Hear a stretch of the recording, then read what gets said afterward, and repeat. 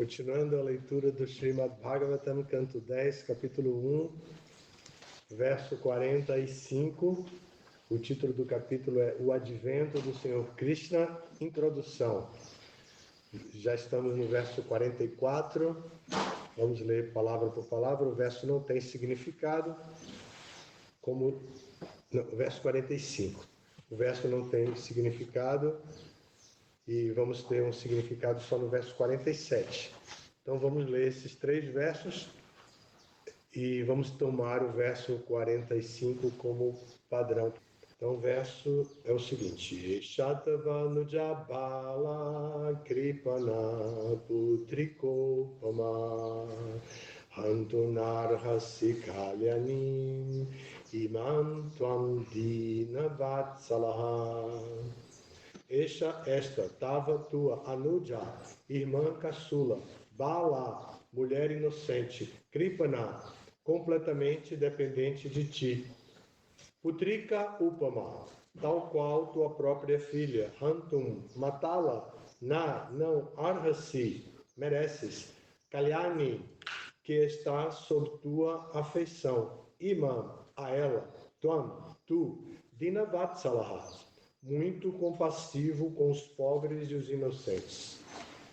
Então, o verso 45 é o seguinte: sendo tua irmã caçula, esta pobre jovem Devaki pode ser tratada como tua própria filha e precisa receber muito afeto. És misericordioso e, portanto, não deves matá-la. Na verdade, ela merece tua afeição. Continuando a tradução dos dois próximos versos e então o significado. Shukadeva Goswami continuou: ao melhor da dinastia Kuru, Kamsa era terrivelmente cruel e um autêntico seguidor dos Rakshasas. Portanto, as boas instruções de Vasudeva não podiam apaziguá-lo nem amedrontá-lo. Ele não se importava com os resultados das atividades pecaminosas que por acaso cometesse nesta ou na próxima vida. E o próximo verso. Ao ver que Kamsa estava determinado a matar sua irmã Devaki, Vasudeva, muito profundamente, pensou consigo mesmo. Considerando o perigo da morte iminente, ele arquitetou outro plano para dissuadir Kamsa. Aqui tem um significado dado por Srila Prabhupada. Embora visse o perigo iminente de que sua esposa Devaki poderia ser morta, Vasudeva estava convicto do seu bem-estar, porque, na hora de seu nascimento, os semideuses tocaram tambores e tímbales. Portanto, ele tentou outra maneira de salvar Devaki. Aqui tem muita coisa, né? O primeiro verso, o tema do primeiro verso que nós lemos, o 45, é etiqueta, amor e confiança.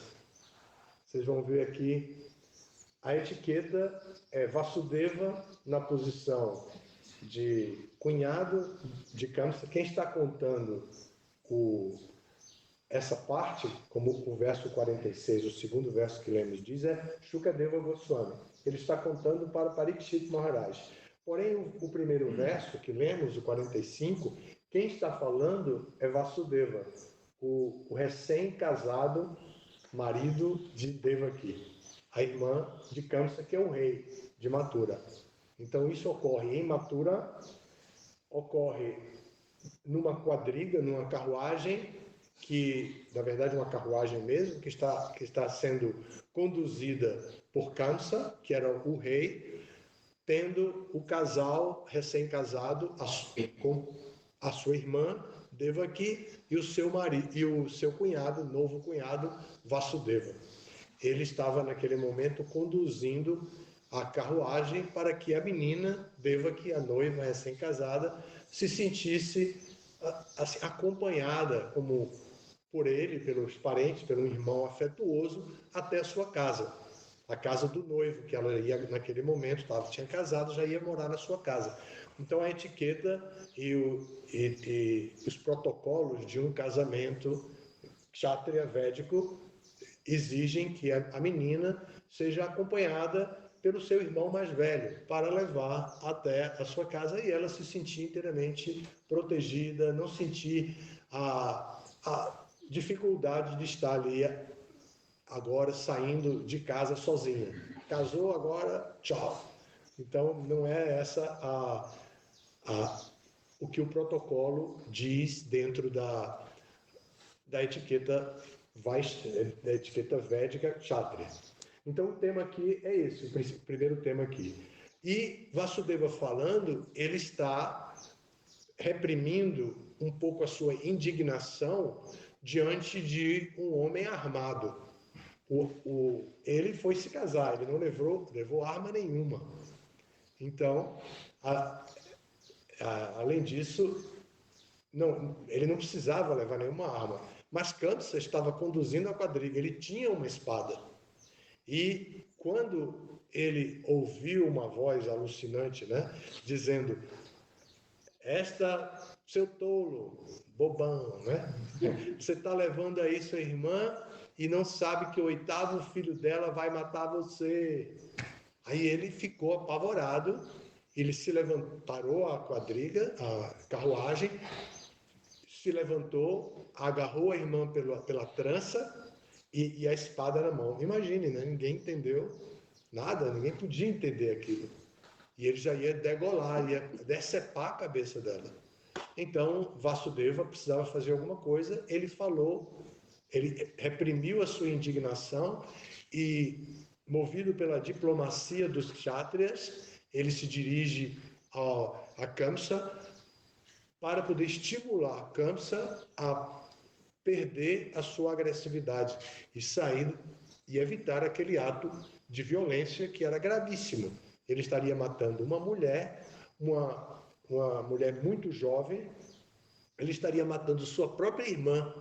Então Vasudeva se aproveitou desses conceitos e foi dizer para ele: a sua irmã caçula, na verdade ela merece ser tratada com muito afeto. Nesse momento, Vasudeva está dizendo para a gente como é que a gente deve tratar os mais jovens, né? Com muito afeto.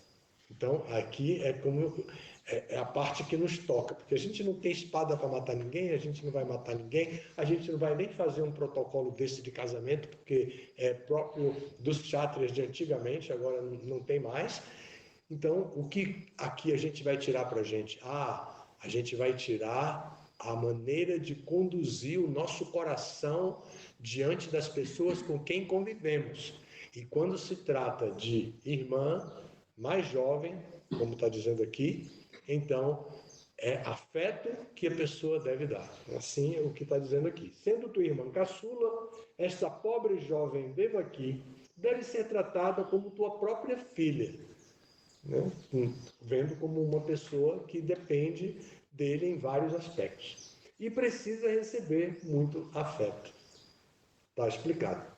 Aí ele, de novo, usando da diplomacia natural da vida social, ele diz: és misericordioso e, portanto, não deves matá-la. Vamos esquecer todas as normas sociais de comportamento e justiça. Vamos agora a trabalhar, Kamsa, com a sua capacidade de amar e com a sua capacidade de compaixão para com as outras entidades vivas. És misericordioso. Então ele está querendo fazer com que Kamsa pense: eu sou um rei, eu tenho que ser misericordioso para com as pessoas. Então ele está dizendo: és misericordioso, portanto não deves matá-lo. Se ele dissesse: se você matar vai pagar reação, se você matar vai preso, ele não ia ter efeito nenhum. Então ele diz: és misericordioso, portanto, por sua própria qualidade de compaixão, não mate sua irmã caçula. Bom, aí termina o verso sem significado, passamos para o outro. Shukadeva Goswami retoma o diálogo e fala. Então aqui diz: Shukadeva Goswami continuou: ó melhor da dinastia Kuru, a quem ele está se dirigindo como Kurunandana? Parikshit. Parikshit, né? Parikshit Maharaj, porque o diálogo de Shukadeva Goswami é Parikshit Maharaj. Então, o melhor da dinastia Kuru. Kamsa era terrivelmente cruel e um autêntico seguidor dos Rakshasas. Então, aqui há uma avaliação de Shukadeva do que já havia passado, porque a essa altura Shukadeva está contando para Parikshit uma história que ocorreu no passado. Kamsa não matou a irmã naquele momento, nem depois. Kamsa já foi morto, já foi deposto, já com a morte ele deixou o reino, tudo já passou. Então Shukadeva agora pode dizer com plena segurança: Kamsa, Parikshit, você é o melhor da dinastia dos Kurus. Você entende de compaixão, entende de protocolos, entende de etiqueta, entende de afeto para com as pessoas, você entende de tudo isso. Nada disso toca em você. Mas agora você precisa saber quem é Kamsa, quem era Kamsa. Kamsa era, e aqui está o tempo do verbo, está exatamente assim, era terrivelmente cruel. Então ele classifica Kamsa como um rei terrivelmente cruel e um autêntico seguidor dos Rakshasas. Rakshasas são um tipo de entidade viva, antropófaga, que devora as próprias pessoas. Não apenas mata, mas come, são como canibais. E eles têm poderes místicos, eles se tornam invisíveis, eles usam armas místicas, eles são capazes de hipnotizar, ludibriar, enganar, produzir efeitos na visão da pessoa como se fosse uma alucinação. A pessoa pode ver, por exemplo, um exército atacando ele e ele não está sendo atacado por ninguém. Os Rakshasas têm esse poder. E aqui, então, está dizendo, ele era um autêntico seguidor dos Rakshasas. Isso é a opinião de Shukadeva. Portanto, as boas instruções de Vasudeva, ele está agora classificando as instruções de Vasudeva como boas. Era boa para Kamsa e é bom para todo mundo. Tratar a irmã caçula como se fosse filha, dedicar muito afeto, amor às suas irmãs e tal. Essas instruções são boas. Não matar, instruções muito boas. As boas instruções de Vasudeva, portanto, por ele ser terrivelmente cruel e um seguidor dos Rakshasas, as instruções de Vasudeva não podiam apaziguá-lo, nem amedrontá-lo. Ele não tinha medo. Agora vai vir uma parte filosófica super importante, que todo aquele que estudou os 6 primeiros capítulos do Bhagavad Gita, Karma Sattva, vão entender perfeitamente qual é o tipo de ação, qual o tipo filosófico de ação que se aplica aqui. Olhem como define muito bem. Ele não se importava com os resultados das atividades pecaminosas que por acaso cometesse nesta ou na próxima vida. Aqui classifica um seguidor de que parte da filosofia karma? Um Vikarmi. Vikarmi. Aquele que, qual é o mantra do Vikarmi? Tô nem aí. Não é? Lembram disso? Esse é o mantra do Vikarmi. Tô nem aí. Reação nem agora, nem no futuro, nem no passado, tô nem aí. Assim pensa um Vikarmi. E no estudo de Karma Sattva nós estudamos isso, que é a classificação filosófica desse tipo de ação. A filosofia que conduz alguém que não se preocupa com os resultados de suas ações pecaminosas e vive a sua natureza como ela é, cruel, etc., é então classificado como a sua ação como uma ação de Vikarma. Aí chegamos no próximo verso. Ao ver que Kamsa estava determinado a matar sua irmã Devaki, Vasudeva muito profundamente pensou consigo mesmo. Ele está ali desarmado, sem ninguém a quem pudesse recorrer, não tinha nenhum policial de plantão ali, não tinha celular para mandar uma mensagem 190 para a polícia, nada. Ele estava ali no meio da estrada, parado no acostamento, né? Estava ali com aquela situação, então ele pensou consigo mesmo: Considerando o perigo de morte iminente, ele arquitetou outro plano para dissuadir Kamsa. Isso é parte do próximo capítulo da novela. Vai ser amanhã que vai se falar sobre isso. Aí vem o significado de Prabhupada, significado simples de 4 linhas, porém poderoso. Prabhupada vai dizer: embora visse o perigo iminente de sua esposa Devaki, o perigo iminente de que sua esposa Devaki poderia ser morta, Vasudeva estava convicto de seu bem-estar, porque, na hora de seu nascimento, os semideuses tocaram tambores e tímbalos. Portanto, ele tentou outra maneira de salvar Devaki. Como ele sabia que, na hora do nascimento, ele está se casando com ela, a noiva ali? Como ele sabia? Por que isso é importante para um noivo saber? Porque, na cultura védica, ninguém se casa sem fazer uma comparação das cartas astrológicas. E na comparação das cartas astrológicas se diz qual é o momento celestial da disposição dos astros celestes para o nascimento daquela pessoa. E quando ele fez tem até um nome, como é? O mapa, né? Mas a comparação tem um nome. A comparação... Sinastria, não? Sinastria, não? Todo mundo falando. Sinastria. Então ele tinha feito a sinastria de viu que combinava, aquela coisa toda que ainda hoje em dia tem algumas pessoas competentes para fazer. Então, ele entendeu, isso ajudou ele, saber isso ajudou. Ele disse, bom, eu tenho que ter calma, porque não está no mapa dela que ela vai ser morta por um ato de violência.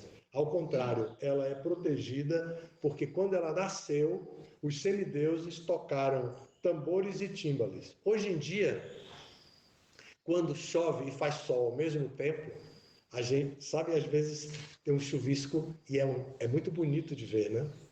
É um chuvisco e os raios solares estão ali e as gotas d'água caindo e a gente... de acordo com os Vedas, é um tipo de banho purificatório. Como tem banho de folha, banho não sei de quê, banho de noiva, né, que se põe um monte de essência dentro do banho. Esse é um tipo de banho. Existem vários tipos de banho. Então, quando está chovendo com sol, as pessoas geralmente vão e deixam cair algumas gotas, porque aquelas gotas purificam o corpo astral da pessoa. Isso é assim, o tipo de banho. Então, é uma informação apenas cultural no assunto aqui. Mas, às vezes, a gente também está passando embaixo de uma árvore e tem um vento um pouco mais forte. E a árvore florida faz com que as pétalas de flores caiam. E isso já vi acontecer muitas vezes também. Qualquer pessoa que mora no campo tem a oportunidade de ver isso. Essa árvore daqui da frente, a acácia rosa, faz isso quando está florida. Se vocês ficarem sentados ali embaixo esperando, eu tenho que participar disso porque é auspicioso para mim, mas ficar ali embaixo e tem que esperar o vento chegar. Quando o vento chega, balança a árvore e as folhas rosas caem. E isto é tecnicamente chamado de Pushpa Abhisheka, um banho de flores. E quem é que está lá por cima fazendo que o vento venha, que balance a árvore, que a árvore solte as flores e que as flores caiam? Quem está por trás de tudo isso? Os semideuses. Então, é isso que agora ele está dizendo. Quando ela nasceu, os semideuses tocaram tambores e tímbalos. Eu não saberia explicar o som dos tambores e tímbalos. Nunca ouvi falar, eu acho, sobre isso. Mas eu falei do que seria um banho de flores, um pushpa abhisheka, que os semideuses fazem também de forma auspiciosa em algumas situações. Às vezes, inclusive, as pétalas são muito leves. Então o vento roda aquilo tudo e joga as pétalas exatamente no caminho que a pessoa vai passar. E quando a pessoa vai passar, o caminho está cheio de pétalas de flores. É bem bonito de ver, isso acontece. Bom, então esses são os temas aqui que eu pude retirar, considerando algumas informações culturais que temos a respeito desses assuntos, e a filosofia também, karma, que a gente precisa sempre analisar qual é o tipo de ação que está sendo feita, que modos da natureza estão predominando, que mescla, que mistura de modos da natureza agora estão acontecendo. Isso a gente precisa sempre estar atento para saber como é que a gente está vivendo, né? Então aqui é um contexto bem interessante para esse tipo de abordagem. Então, muito obrigado. Todas as glórias a Srila Prabhupada. Jai Srila Prabhupada.